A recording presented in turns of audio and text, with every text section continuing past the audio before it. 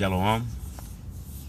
First, I want to give all praise, honor, and glory unto Yahweh, Bahashem, Yahweh Shai, Bahashem, Racha HaKadosh. Double honors to the apostles, bishops, and elders of Great Millstone from whom I learned this truth. Shalom to the 144,000 elect. I am Ayakala.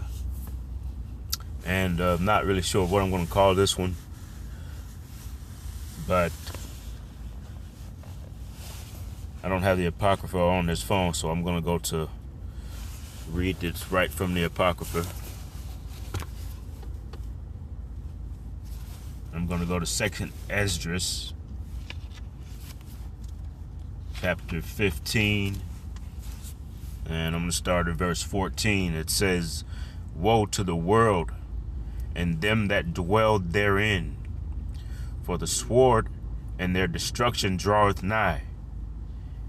Sword being today, the modern day would be the gun or even missiles. But in this respect, we're talking about the gun. It says, "And one people shall stand up to fight against another, and swords in their hands. For there shall be sedition among men, and invading one another. They shall not regard their kings nor princes, and the course of their actions shall stand in their power." It says, a man shall desire to go into a city, and shall not be able.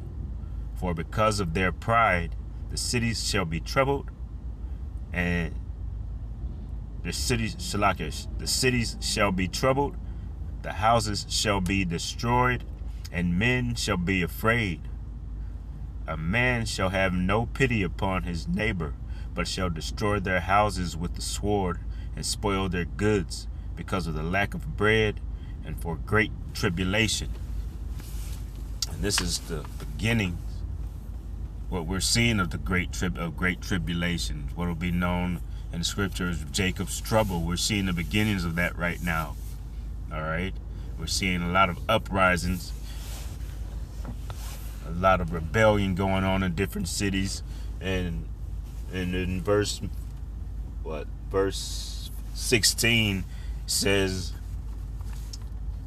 "For there shall be sedition among men, and invading one another. They shall not regard their kings nor princes, and the course of their actions shall stand in their power." So I'm going to go over to Google and just look up that word sedition, just to get a quick definition of it. Let's see.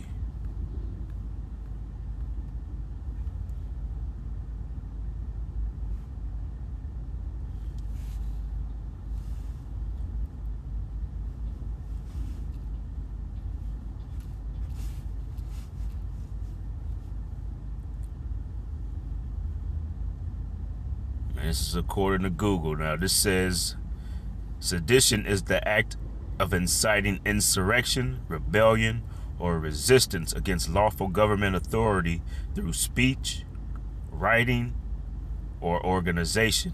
It aims to disrupt or overthrow the state rather than commit direct treason. Synonyms include rebellion, mutiny, subversion, insurrection, and defiance. And we just had a really kind of like a mutiny go on one of these aircraft carriers that was out in the so-called Middle East, where they had sewage problems on this particular aircraft. And come to find out, when they went to look through the plumbing, that some different T-shirts and towels and different things had been flushed down the toilets in an effort for these people, these naval shipmen, that really want to go home, because they had been out doing maneuvers, doing different exercises for about 9 to 10 months. So when they got dispersed out to go out to the so-called Middle East with this conflict with Iran, that was the last thing that they wanted to do after being out on an exercise for 9 or 10 months.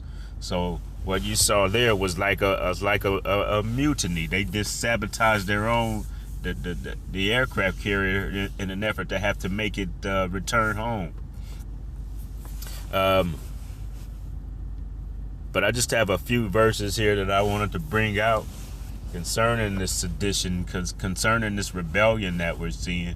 All right, I wanted to go to Chat GPT, and I do have a short video that I'm going to play, and I'm going to play this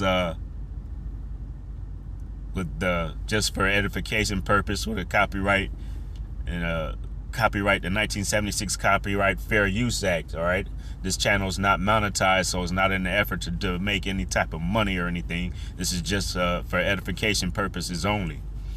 Before I do that, like I said, I went into Chat GPT and I asked Chat GPT, what is Project Pogo?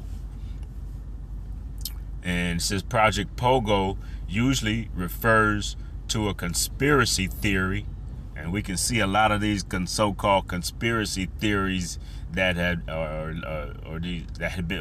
lot of these things have been labeled as conspiracy theories. A lot of these things are coming to finding out that they're true. All right, so they're no longer just theory. No, they're no longer theories, but they're actual truths. All right, so they call this Project Pogo. It's a conspiracy theory. So that's all right if you call it conspiracy theory, because it's later on going to be proved to be true. It says Project Pogo usually refers to a conspiracy theory, not a confirmed real government program. The conspiracy claim, online posts and videos claim that Project Pogo is a secret U.S. government plan to use the military against American civilians, especially during times of unrest or political crisis.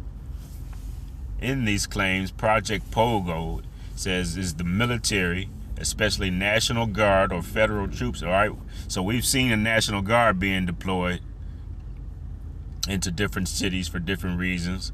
All right, so that's kind of destroying the so-called, what they call, label it as a conspiracy theory. That kind of destroys it right there, because we're seeing that happening. Says usually used domestically, so that's what's been happening. These National Guards have been deployed domestically. Says Project Zephyr says a related alleged plan where local police assist the military. Says these ideas circulated heavily around 2019 and 2020 during protests and political tension. Says a man named David Goldberg was often cited in videos claiming insider knowledge about these supposed programs. And I haven't gone to David Goldberg's platform to see what he said about it.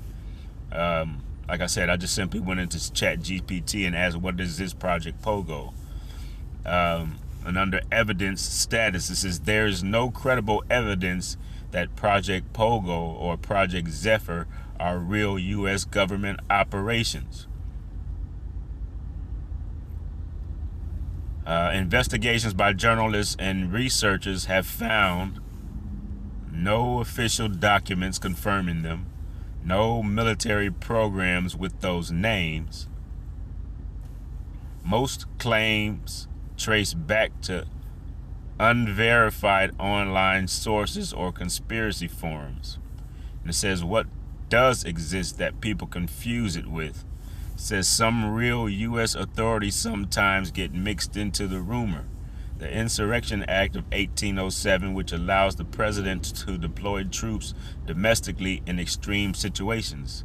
National Guard deployments during disasters or riots. Military support to civil authorities during emergencies.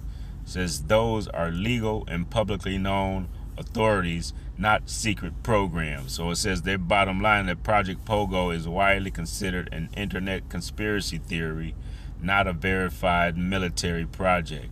And of course, even if it is a military project that they put together, they're not going to tell you. All right. So it's not just a theory. I mean, you see these things coming to life. They're coming into play in different cities. All right, but that's enough of that. I'm going to go, like I said, I had a video that I wanted to play here.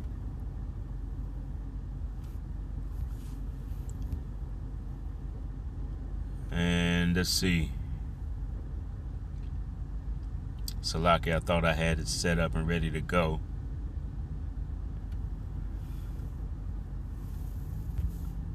Did you know that sugar with cinnamon and apple cider vinegar can make you forget you ever had type 2? This is the strangest method. About 3,500 South Africans have entered the United States as... All right, so this is, like I said, this is under the 1976 Fair Use Act.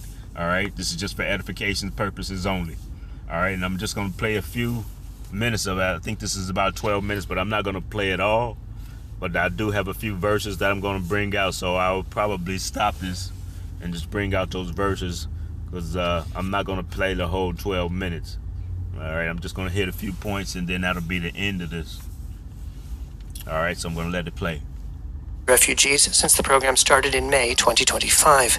Many white South Africans and Afrikaners have welcomed Trump's support, but insisted they nevertheless want to remain in their country. And others who left decades ago are now returning. It's so crazy. White South Africans, often referred to as refugees by the American right, are choosing to go back to South Africa, of all places, despite the ongoing white genocide that's taking place. And yes, that's the actual term that Trump himself used last year when referring to Afrikaners. It's a genocide that's taking place that you people don't want to write about. Farmers are being killed. They happen to be white. You heard that right. The president, who's complicit with the genocide of Palestinians in Gaza and ethnic cleansing in the West Bank, had the audacity to accuse another country of doing a genocide. And within his first month back in office, he took action to stop said genocide. He signed an executive order which basically accuses South Africa of hypocrisy, ironically enough, because they're accusing Israel and its allies of committing a genocide at the International Court of Justice, even though they're supposedly guilty of genocide themselves, according to Donald Trump and his delusions. Now, in the same executive order, Trump announced that he would punish South Africa for their quote-unquote genocide against white South Africans by cutting off financial assistance, and he also announced in that same executive order that he's rolling out a refugee program for Afrikaners, even though he's not letting anyone else into the country. And that's not hyperbole. David J. Beard, the director of immigration studies at Cato, reports not a single refugee in the world was allowed to come legally except for white South Africans. And they rolled out the red carpet for these motherfuckers, where the deputy secretary himself greeted them with open arms when they arrived. Welcome to the United States of America. A lot of you, I think, are farmers, right? When you have quality seeds, you can put them in foreign soil and they will blossom, they will bloom. And we are excited to welcome you here to our country where we think you will bloom, and we will hopefully allow you to have fulfilling lives for your children. And then when we will So notice how the white South African, the so-called white South African, is being allowed and being just greeted and being brought into the across the border like it was with no problem. All right, and they're being offered different programs, unlike the northern tribes when they were crossing the southern border trying to come into this country. They were facing all type of resistance. All right, but you see they're being the so-called white South Africans. This is Esau. They're being welcomed. All right, but I'm gonna let this continue to play. benefit alongside you. So as you can see, they treat white immigrants very differently than black and brown ones, but it's not just that the Trump regime was incredibly kind to them, because kindness is one thing. They offered these quote-unquote refugees cash assistance, as well as housing, free healthcare for a year, job placement assistance, and even legal aid to help them navigate the complex American immigration system. And if these same benefits were offered to black and brown immigrants, or even refugees, like actual refugees, right-wingers would lose their fucking minds. They'd shit their pants and foam at the mouth and talk about how we just can't afford this, but since it's being offered to white people, we don't hear a peep from them. It's almost like their opposition to immigration has some sort of racial component, and, you know, God forbid we call them racists, because we all know that accusing somebody of racism is actually worse than racism itself. But the question is, why would these white South Africans want to risk their lives and return home back to a country that supposedly wants to genocide them? Well, let's hear it from them. Reuters reports that the South Africans who are leaving are generally citing better quality of life and a lower cost of living as part of the reason why they're returning to South Africa. One South African woman who's lived in North Carolina said that health insurance is actually more affordable in South Africa, and she also prefers their schools, which isn't a shocker because we've defunded our schools in the United States. Now, a different South African expat implied that Trump was actually the reason behind his decision to leave. Reuters writes, Andrew Veitch left South Africa after being held up at gunpoint in his car, but now he feels there are greater threats in the United States, he said, citing mass shootings in public spaces, as well as violence by U.S. immigration officers. Quote, people are being shot in broad daylight. American citizens are being shot and killed, said the 53-year-old who moved to California in 2003. Quote, I don't want to live in a place like this. Goddamn. So things are so bad in the United States that this refugee is willing to risk his life and go back to a country where there's supposedly a genocide taking place. Oh, so we see that when all hell starts breaking loose, that they want to go back home. All right, they're starting to see that maybe things ain't like they what they were promised, so they want to flee and go back home. So this is Isaiah chapter 13 and verse 14, and it says, and it shall be as the chased roe, and as a sheep that no man taketh up, they shall every man turn to his own home. Shalakah. They shall every man turn to his own people, and flee every one unto his own land. So we're seeing when all hell start kind of beginning to break loose, and they're seeing that things ain't going like they planned them to go, that they want to go and flee back into their homelands where supposedly they had been facing a genocide. So they would rather go back and face a genocide than to remain here in this country. All right, I'm just going to let it continue to play just a little bit more of this. That's the sound of an American oil company hard at work. Want to be a part of it? Listen up. Hello. And go back to a country where there's supposedly a genocide taking place. Right-wingers have got to have some cognitive dissonance when they read the story, right? Probably not. They're probably not going to read this story, and that's assuming that they can read it in the first place. But listen, in all honesty, I don't blame them. They say that, South Africa isn't necessarily perfect, but it's getting better very quickly, whereas in the United States, things keep getting worse. The cost of living is skyrocketing, health insurance keeps going up, our schools have been defunded, and now we have an armed Gestapo terrorizing people in the streets. And they're saying this just isn't really a great environment to raise a family in, and I think that most people would probably agree with that. Now, to be fair, most of the South Africans leaving the United States, they've been here longer than their 2025 refugee counterparts, but that may soon change too, seeing as how a lot of South Africans are choosing to capitalize on a new portal that's letting them restore their South African citizenship if they so choose to. And a shocking number of them are seemingly seizing the opportunity. They're taking the government up on that offer despite the genocide that Donald Trump is concerned trolling about. Now, we don't have exact numbers, but there is a growing return to South Africa movement on Facebook, where you have a lot of expats from South Africa that are living in Europe and the US who are planning to go back because the country's getting better. And on top of that, the people that Reuters spoke to, they said, we know people who are also returning home. But the biggest tell, in my opinion, was this. Reuters continues, Anton van Herden, CEO of employment agency DNA Employer of Record, said inquiries from white South Africans seeking to return had jumped 70% in the past 6 months. Angel Jones, CEO of Johannesburg-based recruitment firm Homecoming X, reported a roughly 30% spike in inquiries since 2024. Damn. And I've got to say, it's really coincidental to see a lot of white South Africans leave specifically after Donald Trump became president again. I wonder if there's a connection there. I wonder if he's objectively making the country a worse place to live. But basically, South Africans are choosing to jump ship because they don't expect things to get better in the United States anytime soon. Nobody does. But as bad as it is here, you would think that poverty and political instability and having an embarrassing imbecile as president is going to be preferable to genocide, right? Because if they go back home, they're going to be Well, as you might have guessed, there is no genocide in South Africa. Shocker, I know. But the white genocide myth became mainstream among the American right after white South African Nazis like Elon Musk served them that white victim narrative on a silver platter. The crux of their bullshit claim is that...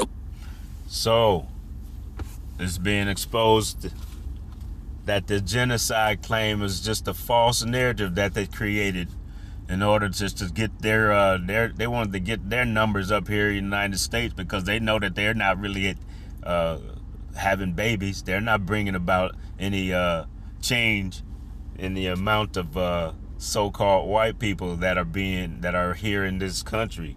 All right, they're having problems having babies. All right, and they know that the Israelites don't have that problem. All right. If anything, we got a problem with our sisters going and unaliving them before they even get a chance to be born. So it's just the opposite. I'm going to go into Job chapter 13 and verse 4, and it says, "But ye are forgers of lies. Ye are all physicians of no value." So that's what the Esau does.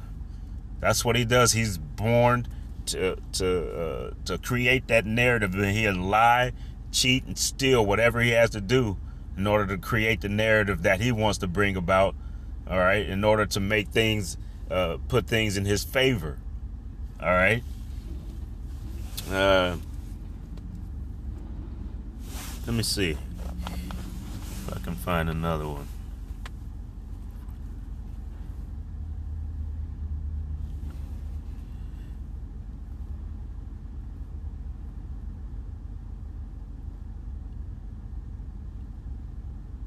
Slovakia.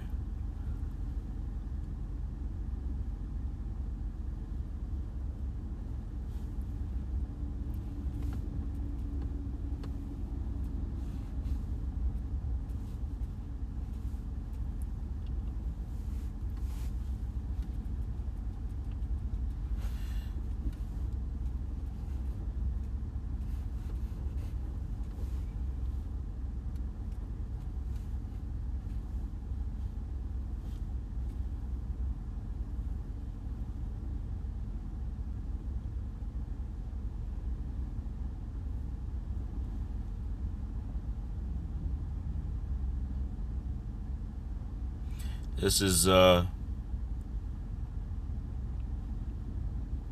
Psalms 58, verse 3. It says, "The wicked are estranged from the womb.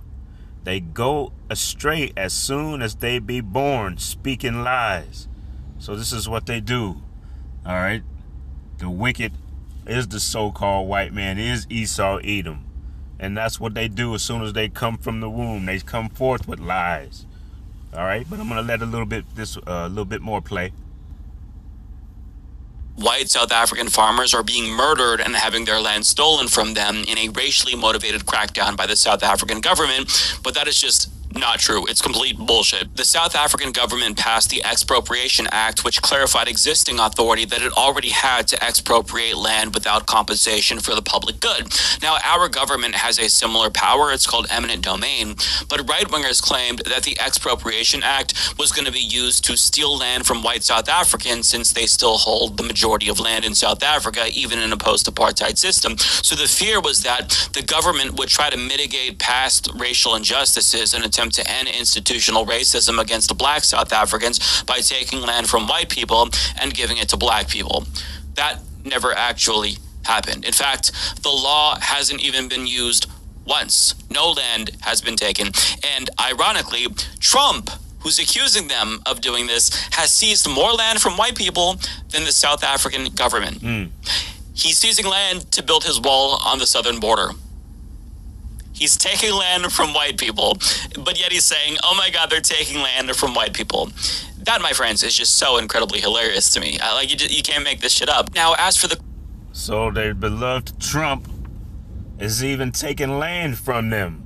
All right, you're starting to see some of the curses that were on the Israelites, and even are on the Israelites even until this day, because these curses were placed upon the Israelites for their disobedience by the Lord.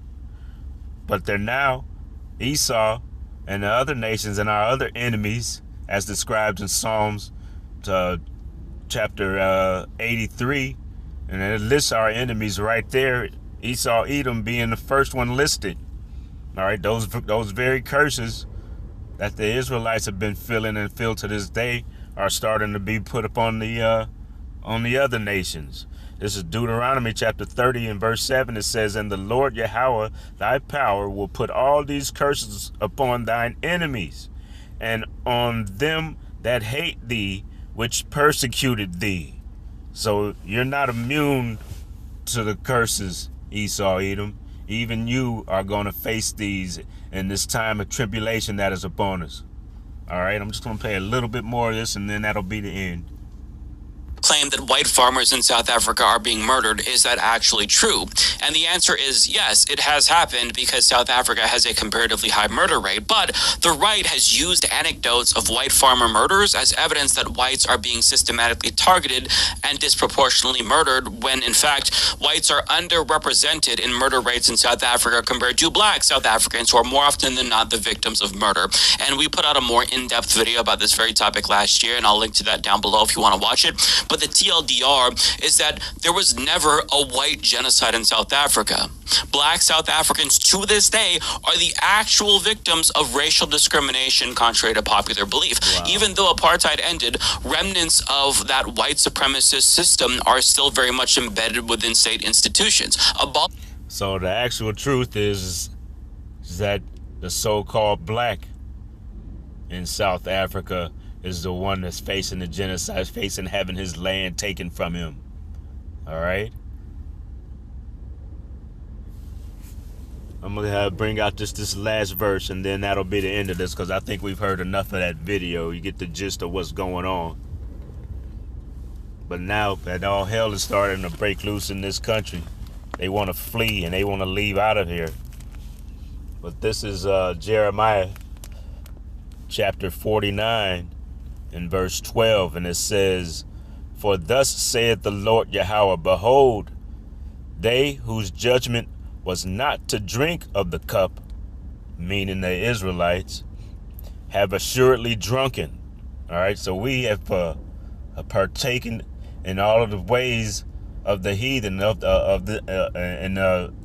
being in this land so-called America. We have drunken of the cup and faced all these curses and faced being subject to the laws and the wicked ways of Esau, Edom. It says, "And art thou he that shall altogether go unpunished?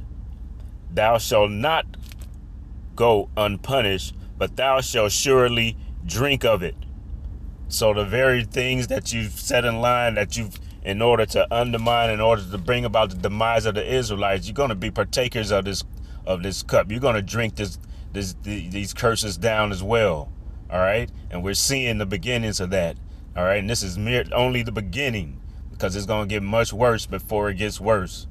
All right, but I'm going to leave this there, and I pray that this has been edifying to the listener.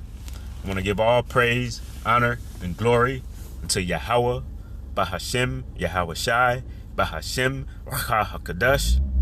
Shalom.